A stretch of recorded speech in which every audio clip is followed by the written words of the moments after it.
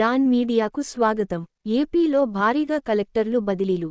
గుంటూరు కలెక్టర్గా నాగలక్ష్మి, విశాఖపట్నం కలెక్టర్ మల్లికార్జున్ బదిలీ, జీఏడీకి రిపోర్ట్ చెయ్యాలని ఆదేశం.